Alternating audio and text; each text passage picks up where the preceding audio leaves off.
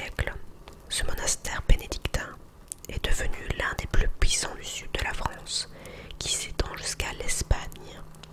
La Belle de la Grâce se trouve au sein d'une cité médiévale splendide, à couper le souffle. Une immersion totale d'une époque lointaine, d'où l'ambiance règne encore des centaines d'années après.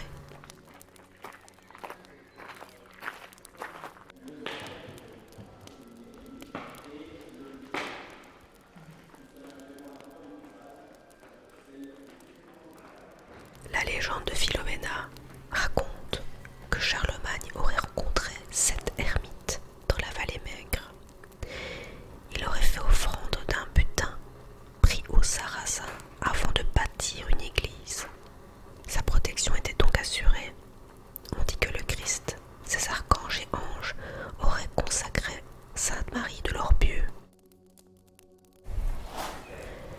Étant donné la richesse de l'abbaye, la vallée Maigre est devenue la vallée Grasse.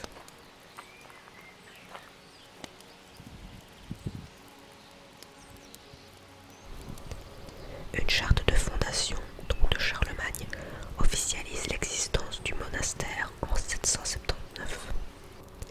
La charte confirme la possession des terres qui entourent l'abbaye et de l'abbé Nafritius.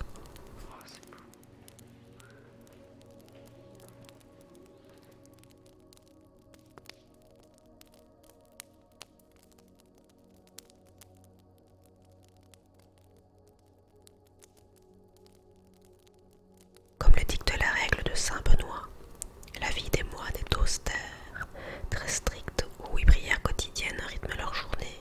Un repas par jour leur est octroyé, le prandium.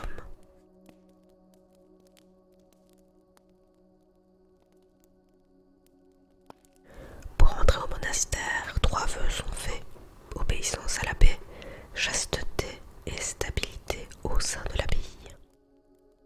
Les religieux partagent leur vie nuit et jour ensemble, dont le dortoir commun. Celui-ci pouvait être cloisonné. Au XIIe siècle, l'abbaye était devenue la plus puissante du sud de la France, d'un point de vue spirituel, politique et financier.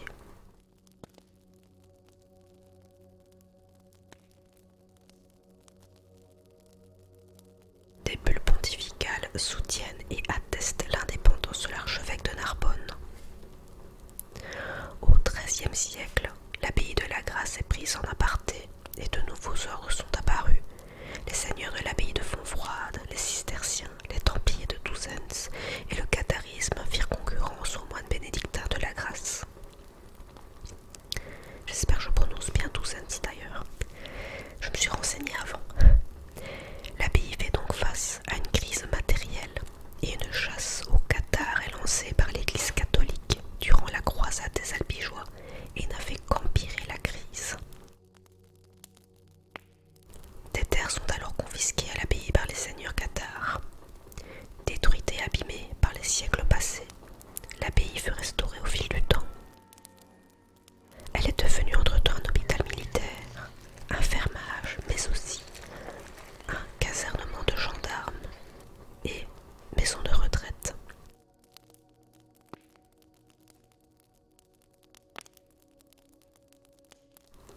La vie religieuse a pu réexister à 2 reprises, mais cela ne fut que de courte durée.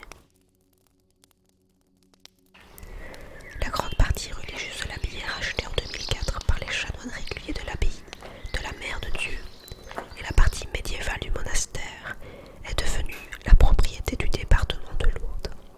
Alors j'ai noté l'information aussi qu'il y a des boutiques artisanales qui se trouvent au sein des remparts du village, comme Maître Verrier par exemple, poterie, lutherie, savonnerie, etc.